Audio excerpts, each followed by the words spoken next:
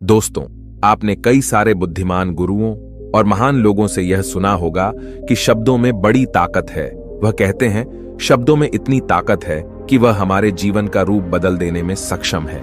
पर जब हम और आप यह सुनते हैं तो हमारे मन में एक सवाल उठता है कि क्या यह सच है? क्या सिर्फ बातों से हम अपने और दूसरों की जीवन में परिवर्तन ला सकते हैं? जबकि हकीकत में तो कहा जाता है कि सिर्फ बातों से कुछ भी नहीं होता, भगवान भी उसी की मदद करते हैं जो लोग कुछ कर दिखाने में यकीन रखते हैं। तो सिर्फ शब्दों से बदलाव कैसे आएगा? तो अब इस हालत में हम किसकी सुने? हम क्या करें? क्या हम बातों और शब्दों पर ध्यान देना छोड़ दें और सिर्फ कर्मों पर ध्यान दें? या कहीं ना कहीं बातें और शब्दों का भी कुछ महत्व है? अगर आप भी अपने जीवन में कभी ना कभी इस द्विविधा में फंसे हैं तो आज की यह वीडियो आपके लिए बनी है। आज हम जानेंगे कि शब्दों का हमारे जीवन में कितना बड़ा किरदार है और क्या वो सच में हमारे जीवन का रंग रूप बदल सकते हैं या नहीं। तो चलिए शब्दों की दुनिया में साहसी यात्रा पर निकलें और जानें कैसे शब्दों का जादू हमें अपनी ओर खींचता है और हमें बांधता है, और कैसे केवल शब्दों से हमारा पूरा जीवन एक नया रूप ले सकता है। क्योंकि हमारी बातें एक इंसान को बना भी सकती हैं और बिगाड़ भी सकती हैं। दोस्तों, लेकिन कहानी शुरू करने से पहले मेरी एक छोटी सी रिक्वेस्ट है आपसे, कृपया इस वीडियो को लाइक कर दे। आपका ये लाइक हमें प्रोत्साहन देता है। तो चलिए आज हम यही बातें एक कहानी के माध्यम से समझते हैं। दोस्तों, एक नगर में एक महान बौद्ध भिक्षु रहा करते थे। वह बहुत ज्ञानी थे और बहुत ही शांत स्वभाव के थे, और उनकी यह बात ही उनकी विशेषता भी थी। एक बार की बात है, बौद्ध भिक्षु नगरवासियों को उपदेश दे रहे थे। बौद्ध भिक्षु कह रहे थे कि शब्दों में जीवन बदलने की शक्ति होती है। अपने शब्दों से जीवन बदलो। हम जो भी शब्द अपने लिए या दूसरों के लिए कहते हैं या जो भी बातें करते हैं उस पे हमें ध्यान देना चाहिए। इतना कहकर बौद्ध भिक्षु ने अपना उपदेश समाप्त किया और वहां से चले गए। एक दिन वह बौद्ध भिक्षु एक मार्ग से होकर गुजर रहे थे। उसी मार्ग से एक युवक होकर गुजर रहा था। उस युवक ने जब उन बौद्ध भिक्षु को देखा तो वह जोर जोर से हंसने लगा और कहने लगा, अरे साधु महाराज, आप तो ढोंगी है। आपके उपदेशों में यह कहने से कि शब्दों में बड़ी ताकत है, आपकी बात सत्य नहीं हो जाएगी। ये सब सिर्फ बातें हैं। भला ऐसे कैसे हो सकता है कि शब्दों से हमारा जीवन बदल सकता है? उस युवक की सारी बातें उन भिक्षुओं ने ध्यानपूर्वक सुनी और उसके बाद वह मुस्कुराते हुए उस युवक से कहते हैं, बेटा, नाद से ही तो यह दुनिया प्रकट हुई है, और अच्छे शब्दों के पीछे भी नाद ही होता है जो पूरा जीवन बदल देता है। वह बौद्ध भिक्षु उस युवक से कहते हैं, देखो, मैं तुम्हें अपने अनुभव से बता रहा हूं, लेकिन फिर भी तुम्हें यकीन न हो तो तुम इसे खुद आजमा कर देख सकते हो। उन बौद्ध भिक्षु की यह बात सुनकर युवक थोड़ा सा गंभीर हो गया। उसने काफी देर सोच विचार किया और उसके बाद उन बौद्ध भिक्षु से कहता है, हे गुरुवर, अगर ऐसी बात है तो आप मेरे साथ चलिए। मेरा छोटा भाई है जिसकी उम्र करीब 25 वर्ष है और उसे न जाने क्या हुआ है। वह करीब 3 वर्षों से कुछ भी नहीं करता, बस लेटा रहता है। दिन भर वो कुछ न कुछ सोचता रहता है। उसकी यह हालत देखकर हम सब बहुत परेशान हैं। माता पिता भी बहुत चिंतित रहते हैं। हम सब ने कई तरीके अपनाए, कई योजनाएं अपनाई, लेकिन कुछ भी काम नहीं आया। हमने कई बार उससे बात करने तक की कोशिश की, लेकिन वह हमसे कुछ भी नहीं कहता। परिवार का हर एक सदस्य पूरी तरह से थक चुका है, हार चुका है। आखिर वह क्या करना चाहता है, किसी को कुछ नहीं पता। तो हमारे शब्दों से उसका जीवन क्यों नहीं बदला? और जैसा कि आप कह रहे हैं कि शब्द सचमुच जीवन बदल सकते हैं, तो क्या आप मेरी मदद करेंगे? इस पर बौद्ध भिक्षु मुस्कुराते हुए उस युवक के साथ चल पड़ते हैं। वह युवक उन बौद्ध भिक्षु को एक खेत में ले जाता है और अपने भाई की तरफ इशारा करके कहता है, हे गुरुवर, यही मेरा भाई है जो पूरे गांव में आलस और मक्कारी के लिए मशहूर है। आप कहते हैं कि शब्दों में वह शक्ति है जो हमारा जीवन बदल सकती है। तो क्या आपके शब्द इसका जीवन बदल सकते हैं? अगर यह सत्य है तो आप इसका जीवन बदल कर दिखाएं। उन बौद्ध भिक्षुओं ने उस युवक के भाई को ध्यानपूर्वक देखा। वह एक पेड़ की छांव में आराम से सो रहा था। जब बौद्ध भिक्षु उस युवक के भाई के पास पहुंचे और आराम से उसके सर पर हाथ फिराते हुए कहते हैं, उठो बेटा, बहुत देर हो चुकी है। यह सोने का समय नहीं, यह तो जागने का समय है। उन बौद्ध भिक्षुओं की आवाज सुनकर वह लड़का थोड़ा सा अचरज में पड़ गया। आखिर कौन है जो मुझे इतने प्यार से जगा रहा है? वरना सभी गांव वाले तो मुझे आलसी और मक्कार ही कहते हैं। आखिर कौन है जो मुझे इतना अपनापन दिखा रहा है? उसने आंखें खोली और आंखें मलते हुए उसने पूछा, हे गुरुवर, आप कौन हैं और यहां क्यों आए हैं? इस पर बौद्ध भिक्षु उस युवक से कहते हैं, बेटा, यह प्रश्न तो मैं तुमसे करना चाहता हूं। तुम कौन हो? यही तो तुम्हें जानने की आवश्यकता है। उन बौद्ध भिक्षुओं की बात सुनकर वह लड़का जोर से हंस पड़ता है और कहता है, हे गुरुवर, यदि आपको मेरे बारे में जानना है तो जाइए और गांव के किसी भी सदस्य से पूछ लीजिए। आपको पता चल जाएगा कि मैं कौन हूं। आपसे हर कोई यही कहेगा कि वह तो आलसी है, मक्कार है, तरह तरह के ताने सुनाएंगे, तरह तरह की बातें कहेंगे। इससे आपको यह जरूर यकीन हो जाएगा और आपको यह पता भी चल जाएगा कि मैं कौन हूं। तभी बौद्ध भिक्षु मुस्कुराते हुए उस लड़के से कहते हैं, सबसे पहले मेरी यह बात सुन लो। मेहनती इंसान के खुद के शब्द उसे अंदर तक चोट पहुंचाते हैं, इसलिए कभी भी अपने आप को कोसो मत। अपने शब्दों को सुधारो और मेरी यह दूसरी बात भी सुन लो। मैंने उन गांव वालों से नहीं पूछा कि तुम कौन हो, मैं तुमसे पूछ रहा हूं कि तुम कौन हो, लेकिन तुमने तो अपनी आदतें मुझे बताई। आलस तुम्हारी पहचान नहीं, तुम्हारी आदत हो सकती है, और इंसान नहीं, उनकी आदतें खराब होती हैं। इसलिए बेटा, तुम आलसी और मक्कार नहीं हो, यह तो तुम्हारी आदत है। बस इतनी सी बात है जो गांव वाले नहीं समझ सकते। ये सारी बातें सुनकर वो लड़का थोड़ा सा आश्चर्यचकित रह गया, क्योंकि गांव वाले हमेशा उसे मक्कार, आलसी और तरह तरह के ताने ही सुनाया करते थे। उन बौद्ध भिक्षुओं की यह बात सुनकर उस लड़के की आंखों में आंसू आ गए। वह तुरंत ही दोनों हाथ जोड़कर उन बौद्ध भिक्षु के चरणों में गिर पड़ा और उनसे कहने लगा, आप सत्य कहते हैं, यह मेरी आदत ही है और मैं इस आदत से बहुत परेशान हूं। मैंने बहुत कोशिशें भी की, लाख उपाय किए, लेकिन मैं अपनी इस आदत से छुटकारा ना पा सका। इन आदतों से बाहर आना बहुत कठिन है। मैंने कई बार आलस छोड़ने का प्रयास तक किया, पूरी कोशिश भी की, लेकिन कोई लाभ नहीं हुआ। मैं जब भी कोई कार्य करने की कोशिश करता हूं तो पता नहीं क्यों मेरा मन कहीं और भागने लगता है। मेरा दिमाग किसी और दिशा में काम करने लगता है और मैं उस काम पर ध्यान ही नहीं दे पाता। मैं क्या करूं, कैसे करूं, मुझे कुछ भी समझ नहीं आता। जब भी मैं किताबें पढ़ने की कोशिश करता हूं तो मुझे नींद आने लगती है। मन में एक अजीब सा दर्द महसूस होता है। ऐसा लगता है कि मेरा जीवन यूं ही व्यर्थ जा रहा है, और जब मैं इस दर्द को बर्दाश्त नहीं कर पाता तो मैं सो जाता हूं, ताकि जब मैं उठूं तो मुझे दर्द न महसूस हो। और अब तो मुझे यह भी यकीन हो चुका है कि मैं इन आदतों से नहीं निकल सकता। ये आदतें मुझे नहीं छोड़ने वाली। इस पर बौद्ध भिक्षु उस लड़के से कहते हैं, बेटा, यदि तुम इस आलस की आदत को छोड़ना चाहते हो तो मैं तुम्हें एक सही उपाय बता सकता हूं, लेकिन उसके लिए तुम्हें कल सुबह मुझे मिलना होगा, तभी वह तरीका मैं तुम्हें बताऊंगा। यदि तुम उस तरीके को सीखना चाहते हो तो कल सुबह मेरे पास चले आना। इतना कहकर बौद्ध भिक्षु वहां से चले गए, लेकिन उन बौद्ध भिक्षु की सारी बातें उस लड़के के कानों में गूंज रही थीं। वह यह समझ नहीं पा रहा था कि आखिर वह बौद्ध भिक्षु उसे कौन सा मार्ग दिखाने वाले हैं। वह ऐसा कौन सा उपाय बता देंगे जिससे उसके जीवन से आलस्य हमेशा हमेशा के लिए खत्म हो जाएगा। देखते ही देखते रात हो गई। रात भर वह अपने बिस्तर पर करवट लेता रहा और उन बौद्ध भिक्षु की बातों के बारे में सोचता रहा। इसी प्रकार देखते ही देखते सुबह हो गई और वह लड़का उन बौद्ध भिक्षुओं के पास जा पहुंचा। वह लड़का उन बौद्ध भिक्षु को प्रणाम करता है और कहता है, गुरुवर, जैसा कि आपने कहा था, लीजिए मैं आ गया।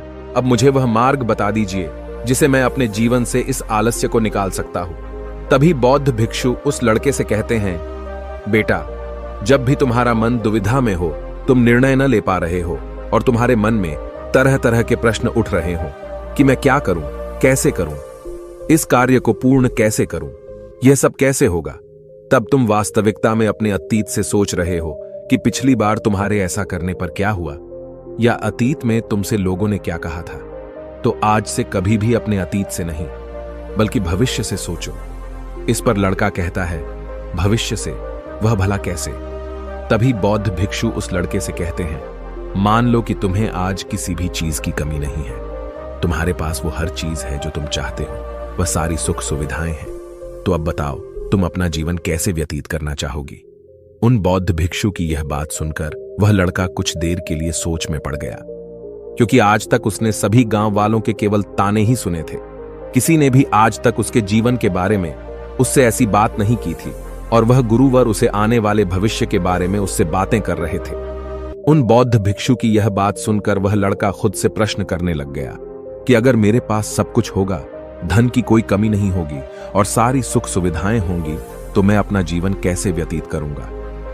कुछ देर सोच विचार करने के बाद वह उन बौद्ध भिक्षु से कहता है, गुरुवर, मैं यह दुनिया घूमना चाहूंगा, पहाड़ों पर चढ़ना चाहूंगा, समुद्र की रेत पर चलना चाहूंगा और मैं एक बहुत बड़ा व्यापारी बनना चाहूंगा।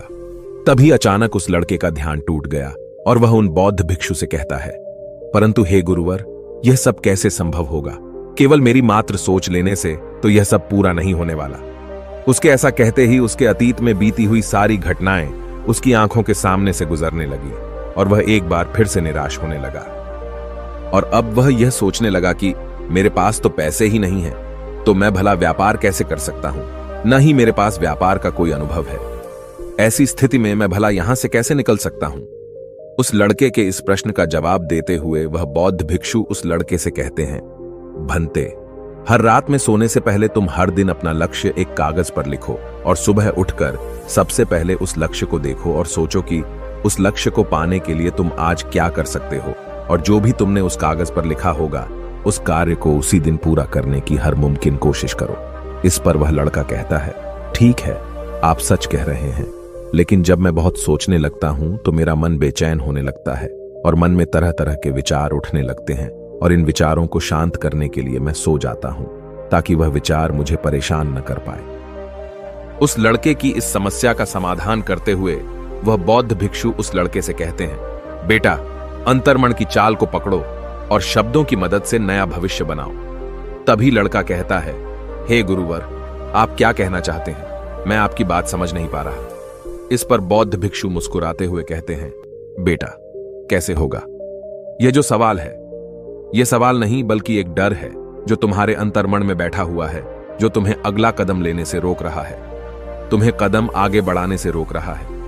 यदि तुम वास्तविकता देखो तो किसी को भी नहीं पता होता कि वह कार्य कैसे होगा, लेकिन एक इंसान जब दृढ़ निश्चय कर लेता है तो वह अपने उद्देश्य को सामने रखकर लगातार प्रयास करता रहता है और वह अपनी सफलता प्राप्त कर ही लेता है। तभी वो लड़का उन बौद्ध भिक्षु से कहता है कि हे गुरुवर, अगर ऐसी बात है तो मन में बार बार चिंता क्यों होती है? मन बार बार बेचैन क्यों हो उठता है? इस पर बौद्ध भिक्षु कहते हैं, बेटा, क्योंकि तुम्हें डर है कि तुम कमजोर हो। तुम्हारे अंतर्मन में बैठा है कि तुम में कुछ कमी है, तुम किसी काम के नहीं हो, और यही कारण है कि तुम कोशिश करने से डरते हो, क्योंकि तुम्हारा अंतर्मन हमेशा तुम्हें रोकता रहता है। जब भी तो कोई कार्य शुरू करना चाहते हो, तुम्हारा मन तुमसे पहले कह देता है, इससे आगे मत बढ़ना, अन्यथा तुम हार जाओगे, और इसी कारण तुम्हें चिंता होने लगती है, तुम्हारा मन बेचैन होने लगता है। तभी वो लड़का कहता है, गुरुदेव, आपने जो कुछ भी कहा वो बिल्कुल सत्य है, लेकिन अब आप ही मुझे बताइए कि मैं इस परेशानी से बाहर कैसे निकलूं? इसका जवाब देते हुए वो बौद्ध भिक्षु उस लड़के से कहते हैं, बेटा, इस समस्या का समाधान बहुत ही आसान और सरल है। तुमने देखा होगा कि अक्सर ही हम अपने आप को दोष देते रहते हैं, अपने आप को तरह तरह के अपशब्द कहते रहते हैं जो हमारे अंतर्मन में जाकर बैठ जाते हैं और वही हमें आगे बढ़ने से रोकते हैं। और इन शब्दों का हम पर बहुत गहरा प्रभाव भी पड़ता है, क्योंकि जैसा हम खुद से कहते हैं, जैसा हम पूरी भावनाओं के साथ सोचते हैं, हम वैसा ही बनते चले जाते हैं। इसलिए यदि तुम खुद को बदलना चाहते हो तो कि तुम भी काबिल बन सको, तो तुम्हें अपने अंतर्मन को नए संदेश देने की जरूरत है, जैसे कि मेरे शरीर का हर एक कण, हर एक हिस्सा, हर एक विचार शांति और ऊर्जा से भरा हुआ है। मैं दृढ़ संकल्प और आत्मविश्वास के साथ हर दिन के लक्ष्यों को पूरा करता हूं। मैं अपने कमजोरी को अभ्यास में बदलता हूं, चिंता को ध्यान में बदलता हूं। मैं उत्साह और ऊर्जा से भरा हुआ हूं, लगातार अपने लक्ष्यों पर काम करता हूं। ऐसे शब्द जब तुम खुद से कहोगे तो तुम शक्तिशाली महसूस करने लगोगे और तुम्हारी सारी चिंताएं खत्म होने लगेंगी, क्योंकि यही शब्दों की ताकत है। वह तुम वही बना देंगे जो तुम खुद से कहोगे। तुम जितनी भावना के साथ यह वाक्य बोलते हो, उसे महसूस करते हो, उतनी ही भावनाओं से यह शब्द तुम पर असर करना शुरू कर देंगे। धीरे धीरे यह शब्द तुम्हारे मन और व्यक्तित्व की सोच का हिस्सा बन जाएंगे। लेकिन मेरी एक बात याद रखना कि तुम्हारा अंतर्मन इतनी आसानी से हार नहीं मानने वाला। जब तुम आगे बढ़ोगे तो मौका मिलते ही वह तुम्हें पीछे खींचेगा। तुम्हारे अतीत के बीते हुए सारे कड़वे अनुभव तुम्हें याद दिलाएगा, ताकि तुम डर जाओ और एक बार फिर से अपने लक्ष्य का पीछा करना छोड़ दो। लेकिन तुम्हें इसकी चिंता नहीं करनी है। उन सकारात्मक शब्दों के कारण तुम्हारा मन सकारात्मक विचारों को स्वीकार करने लगेगा। आगे वह बौद्ध भिक्षु उस लड़के को चेतावनी देते हुए कहते हैं, मेरी एक बात और याद रखना कि तुम्हारा ध्यान आलस्य पर नहीं होना चाहिए, अर्थात तुम्हें कभी आलस नहीं मिटाना, बल्कि तुम्हें एक नए भविष्य का निर्माण करना है, एक नए व्यक्तित्व का निर्माण करना है। तुम्हारा पूरा ध्यान केवल इस पर ही होना चाहिए। उन बौद्ध भिक्षुओं की बात सुनकर लड़का कहता है, ठीक है गुरुवर, आप जैसा कहते हैं मैं वैसा ही करूंगा। तभी वह बौद्ध भिक्षु उस लड़के से कहते हैं, बेटा, अभी तो मैं इस गांव से जा रहा हूं, लेकिन कुछ सालों के बाद मैं वापस आऊंगा। इतना कहकर बौद्ध भिक्षु वहां से चले गए और वह लड़का अपने घर लौट गया। लेकिन अब उस लड़के के मन में तरह तरह के विचार चल रहे थे। वह लड़का यह सोच रहा था कि अगर मैं अपनी मनपसंद जिंदगी जीने लगूंगा, अगर मैं दुनिया घूमने लगा, नए लोगों से मिलने लगा और अपनी पसंद का काम करने लगा, तो मेरी जिंदगी कैसी होगी। उस बात को ध्यान करके उसने एक कागज पर अपना लक्ष्य लिखा और लिखकर सो गया। अगली सुबह जब उसकी आंखें खुलीं तो उसने उस पेपर पर लिखा हुआ लक्ष्य एक बार दोहराया। उसके बाद वह कुछ देर के लिए शांत हो गया। तभी उसे उन बौद्ध भिक्षु की बात याद आई कि तुम अपने लक्ष्य के लिए आज क्या कर सकते हो। उसने खुद से सवाल किया कि मैं आज अपने इस लक्ष्य को प्राप्त करने के लिए क्या कर सकता हूं। तभी उसे एक बार फिर से उस पेपर की तरफ ध्यान दिया। उस पेपर पर लिखा था कि मैं बाजार जाता हूं और लोग व्यापार करने की कौन सी चीजें, कौन से सामान लेकर आते हैं, मैं उन चीजों को देखता, उन चीजों को पता करता। वो पढ़ने के बाद तुरंत ही बाजार चला गया। वह अलग अलग दुकानों पर बैठा उन्हें देखा, लेकिन उसे कुछ समझ नहीं आ रहा था, क्योंकि लोग अलग अलग व्यापार कर रहे थे, अलग अलग तरह की चीजें और सामान ले रहे थे, और किसी ने उसकी कोई मदद नहीं की। वह बहुत उदास हो गया और निराश होकर वापस घर लौट आया। तभी उस लड़के को उन बौद्ध भिक्षु की एक और बात याद आई। शब्दों में बहुत ताकत है और शब्द हमारा जीवन बदल सकते हैं। उसे वह सकारात्मक विचार याद आए। वह उन्हें सुबह शाम दोहराने लगा और अब से वह हर दिन ऐसा ही करता।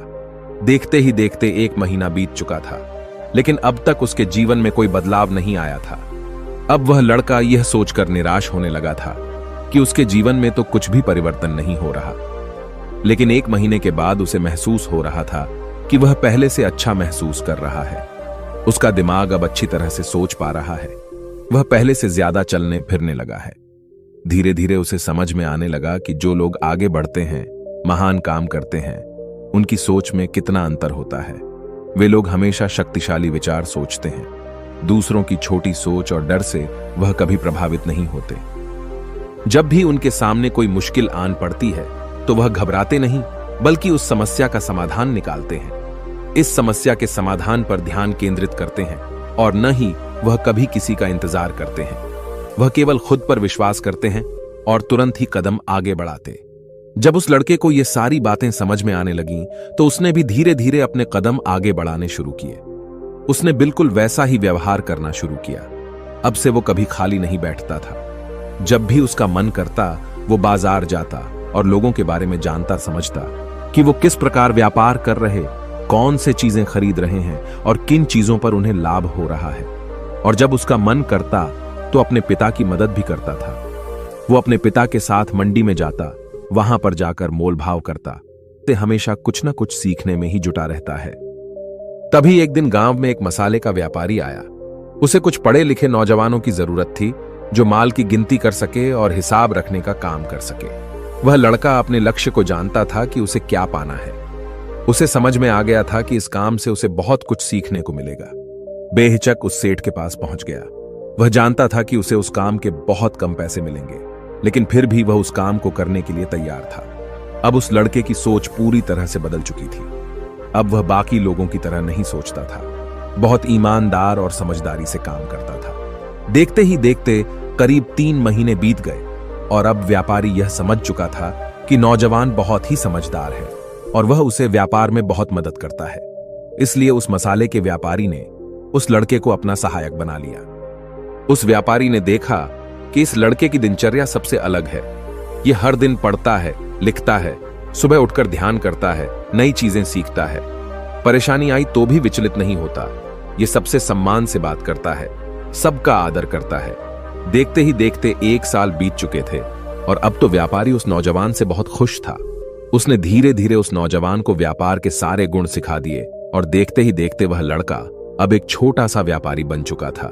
और जब उस लड़के के अंदर व्यापार की समझ आ गई तो उसने जड़ी बूटियों का व्यापार शुरू कर दिया और देखते ही देखते केवल कुछ ही वर्षों में उस नगर का सबसे बड़ा व्यापारी बन गया। लोग उसे सबसे बड़े व्यापारी के नाम से जानने लगे। उसकी नाम दूर दूर तक फैलने लगा। करीब 5 वर्षों बाद जब वह वापस अपने घर लौटा तो लोग बहुत हैरान थे।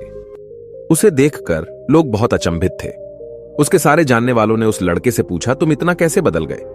तब उसने कहा, उन गुरु ने सच ही कहा था, शब्दों से हम जीवन बदल सकते हैं। एक समय की बात है, एक नगर में रामू नाम का एक युवक रहता था। वह युवक बहुत गरीब था, कुछ पैसा नहीं था। उसके पास 2 वक्त की दाल रोटी भी बड़ी मुश्किल से उसे नसीब होती थी। किसी काम की तलाश में दिन रात खोज करने पर भी उसे कोई काम नहीं मिल रहा था। फिर एक दिन उसने अपनी पत्नी के सामने अपनी सारी समस्या बता दी। उसने अपनी पत्नी को कहा, मैं जिस जगह भी काम मांगने के लिए जाता हूं तो हर कोई मुझे यह कहकर काम नहीं देता कि हमारे यहां काम की जरूरत नहीं है। मैं काम की तलाश कर करके थक चुका हूं। मुझे समझ नहीं आता कि मैं तुम लोगों का पेट कैसे भरूं, अपने बच्चों को कैसे पालूंगा, और यह चिंता मुझे दिन रात खाए जा रही है। यह सुनकर उसकी पत्नी ने कुछ सोचकर कहा, तुम एक आदमी के पास सिर्फ एक बार ही काम मांगने के लिए जाते हो और जब वह काम नहीं देता तो तुम दोबारा उसके पास नहीं जाते। अगर तुम्हें उनसे काम लेना है तो तुम्हें हमदर्दी जतानी होगी। तुम्हें उनसे हमदर्दी हासिल करनी होगी, अपनी गरीबी दिखानी होगी ताकि वह लोग तुम्हारी मजबूरी समझकर तुम्हें काम पर रख ले। इसलिए शर्म मत करो, उन्हें अपनी मजबूरी बताओ, अपनी गरीबी बताओ और इसी उपाय से तुम काम पा सकते हो। यह बात रामू के मस्तिष्क में बैठ गई। अगले दिन काम मांगने के लिए वह उसी सेठ के पास पहुंचा जहां पर वह पिछले दिन काम मांगने के लिए गया था। लेकिन इस बार उसने हाथ जोड़कर उस सेठ से प्रार्थना की, उससे विनती की कि वह बहुत गरीब है और उसे काम की बहुत आवश्यकता है। वह जो कुछ भी उसे देंगे वह उसमें संतुष्ट हो जाएगा, पर कृपया करके मुझे अपने यहां काम पर रख ले।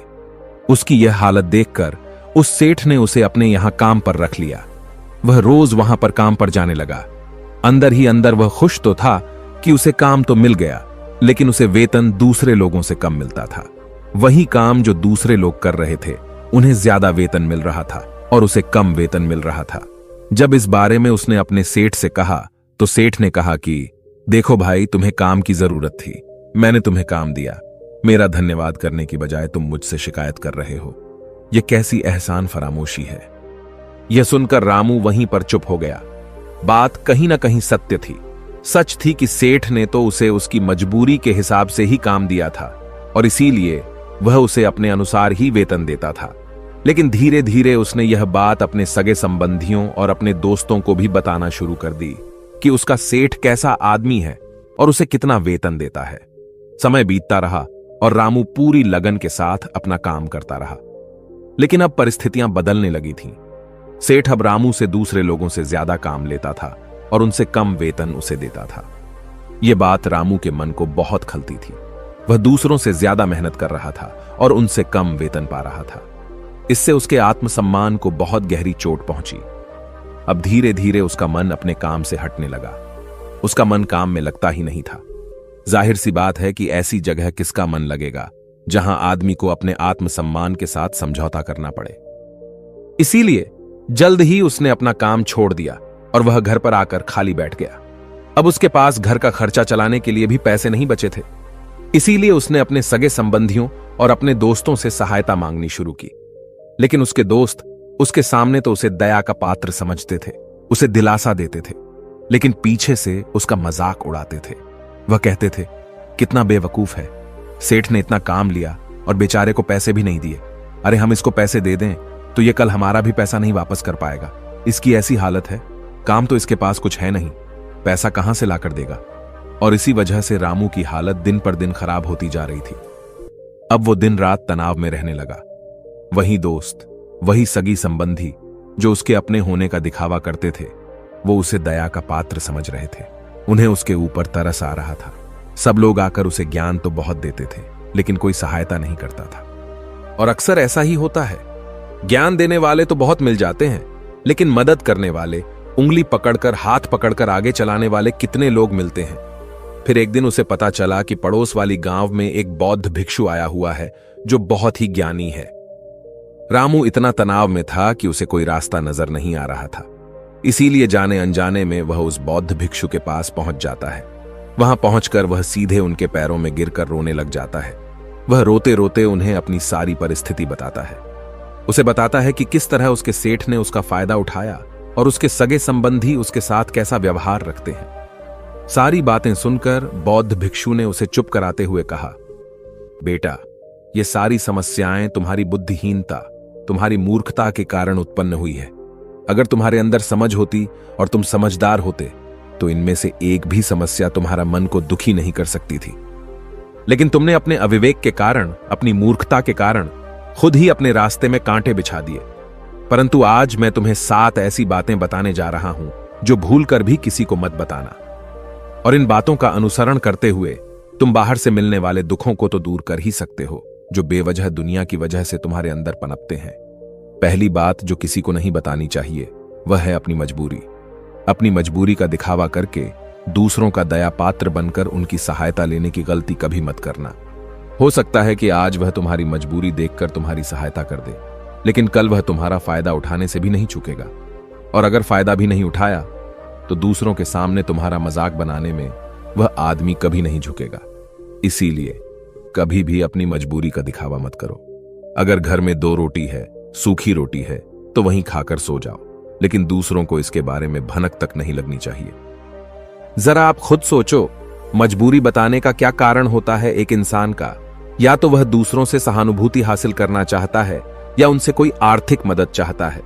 लेकिन अगर दोनों ही परिस्थितियों को आप देखें तो दूसरा आदमी आपका फायदा उठाने से नहीं चूकेगा, और अगर वह फायदा नहीं भी उठाएगा तो अपनी नजर में तो वह आपको मूर्ख ही समझेगा, बेवकूफ समझेगा, और दूसरों के सामने आपका मजाक तो जरूर बनाएगा। इसीलिए अपनी मजबूरी के बारे में कभी किसी को मत बताना। दूसरी बात जो किसी को भी नहीं बतानी चाहिए वह है अपनी अतीत की गलतियां और भविष्य की रणनीतियां। जरा सोचो कि अगर हम अपने अतीत की गलतियां किसी दूसरे को बताते हैं तो उसका क्या प्रभाव होगा। वह गलतियां तो ठीक नहीं की जा सकती, जाहिर है, तो उन्हें बताने का क्या कारण रह जाता है? आप अपने अंधेरे पक्ष को खुद दुनिया के सामने बता रहे हो, खुद अपनी गलतियां दूसरों के सामने बता रहे हो। इससे उस आदमी की नजर में आपका चरित्र कमजोर हो जाएगा और वह भविष्य में हमेशा आपको उसी नजरिए से देखेगा। इसीलिए किसी भी आदमी की नजर में अपना चरित्र गठित मत होने दो। और जरा सोचो कि आप व्यर्थ में ही अपने भविष्य की रणनीतियां दूसरों के सामने बता रहे हो। जो लोग आपके काम का हिस्सा ही नहीं है, उनके सामने अपने भविष्य की रणनीतियां, अपनी डींगे हाँकने का क्या फायदा? वह लोग आपकी सहायता तो नहीं करेंगे, लेकिन आपकी भविष्य की रणनीतियों में बाधा जरूर बन सकते हैं। आप खुद अपनी विवेक का इस्तेमाल करिए और सोचिए कि आपके साथ भी ऐसा हुआ है कि आपने अपनी भविष्य की रणनीति किसी को बताई हो और वह कामयाब ही ना हुई होगा। जरा गौर से सोचिए। तीसरी बात जो किसी को नहीं बतानी चाहिए वह है अपने घर की बातें। जो भी हमारे घर के अंदर हमारी परिवार के साथ होती है, हमारे माँ बाप के साथ, हमारी पत्नी के साथ, हमारे बच्चों के साथ, वह बातें परिवार तक ही सीमित रहनी चाहिए। अगर आप इन बातों का दूसरों के सामने ढिंढोरा पीटते हो तो दूसरों को आपके घर में घुसने का एक मौका मिलता है और वह इसका फायदा उठाने का कभी नहीं चूकते। वे आपके परिवार के सदस्यों को आपसे दूर ले जाने की कोशिश करेंगे। अक्सर ऐसा होता है। हम समाज में देखते हैं कि हम अपने घर के झगड़ों को कम करने के लिए उन झगड़ों को अपने पड़ोसियों और दूसरे सगे संबंधियों को बताते हैं, लेकिन इससे आपको सहायता कभी नहीं मिली होगी, बल्कि आपके घर की लड़ाई झगड़े और ज्यादा बढ़ गए होंगे, और वह जाहिर है कि बढ़ेंगे। अगर आप अपने माँ बाप की बात दूसरों को बताएंगे तो आपकी माँ बाप को बुरा लगेगा, यही कि हमारा बेटा हमसे बताए बगैर दूसरों को ये बातें बता रहा है। इसीलिए अपने घर की बातें और अपने घर की लड़ाई झगड़े किसी के सामने मत बताना। अगली बात जो मैं आपको बताने जा रहा हूं, जो किसी को नहीं बतानी चाहिए, वह सुनने पर बहुत अजीब लग सकती है, और वो है कि आप अपनी आमदनी किसी को मत बताना। अब अपनी आमदनी ना बताने के पीछे क्या कारण हो सकता है? जरा सोचिए कि आप अपनी आमदनी अपने दोस्तों को बता देते हैं तो इस हालात में केवल 2 बातें हो सकती है। या तो आपकी आमदनी उनसे ज्यादा हो सकती है, या तो फिर आपकी आमदनी उनसे कम हो सकती है। अगर आपकी आमदनी उनसे ज्यादा है तो जब आपके दोस्तों को जरूरत पड़ेगी तो वह सिर्फ आपको ही याद करेंगे, क्योंकि उनको पता है कि अगर आपकी आमदनी ज्यादा अच्छी है तो आप ही उनकी मदद कर सकते हैं, और इसीलिए ज्यादा लोग आपसे सहायता मांगेंगे। और जब आप उनकी सहायता नहीं करेंगे तो वह सोचेंगे कि इस आदमी के पास पैसे हैं, मेरी सहायता कर सकते हैं, लेकिन यह फिर भी मेरी मदद नहीं कर रहा है। और इसीलिए आपकी आमदनी आप दोनों दोस्तों के बीच एक झगड़ों का कारण हो सकती है। और इसी जगह आपकी कम आमदनी होगी तो लोग मजाक उड़ाएंगे, वह आपको कमजोर भी समझ सकते हैं। और ऐसी हालत में बहुत कम लोग मिलते हैं जो आपके पीठ पीछे आपका मजाक न बनाए, और ज्यादा होगी तो सहायता मांगेंगे। तो अपनी आमदनी बताने में दोनों हालातों में आपको ही परेशानी होगी, इसीलिए अपनी आमदनी बताने की कोई जरूरत नहीं है। अगली बात जो मैं आपको बताने वाला हूं, उसे अपनी गांठ बांध लेना और किसी को यह बात मत बताना। अपनी कमजोरी और अपनी ताकत अक्सर इंसान को पता नहीं होता है कि उसकी कमजोरी या उसकी ताकत क्या है। लेकिन अगर आपको अपनी कमजोरी और अपनी ताकत पता है तो पहली बात तो आप बहुत ही बुद्धिमान आदमी हैं, और दूसरी बात कि आपको यह बातें किसी को पता नहीं लगने देनी है।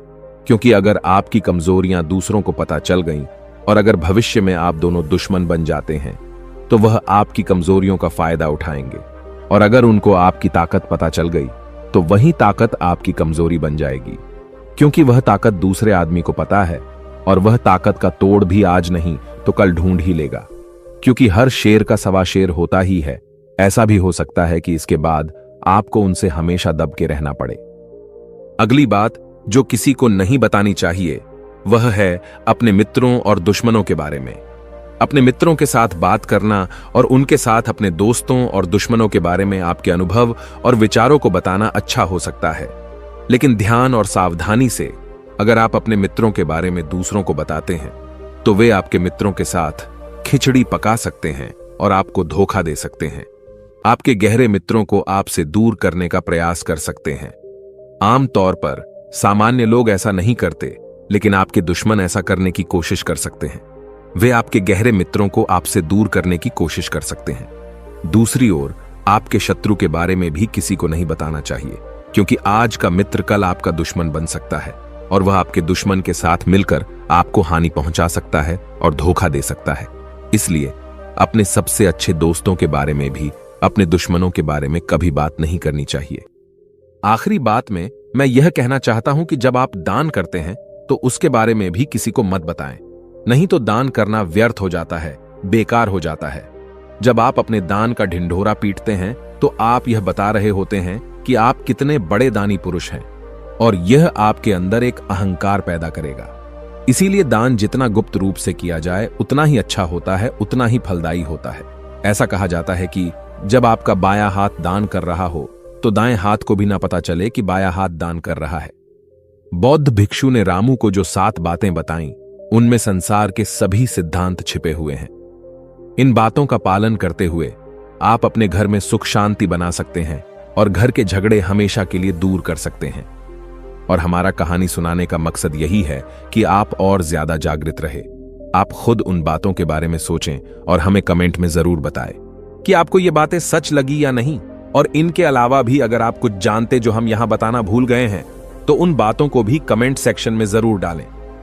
उम्मीद है कि आपको यह वीडियो पसंद आई होगी, तो आप हमारे दूसरे चैनल प्रोग्रेस इंस्पायर्ड पर भी एक नजर जरूर डालें, क्योंकि उस चैनल पर आपको बिल्कुल नई और अलग कहानियां मिलेंगी। इसी के साथ मैं आपका शुक्रिया करता हूं पूरी वीडियो देखने के लिए, और वीडियो को एक लाइक करना मत भूलिएगा। तो चलिए मिलते हैं अगली वीडियो में फिर एक नई कहानी और एक नए मैसेज के साथ। नमो बुद्धाय।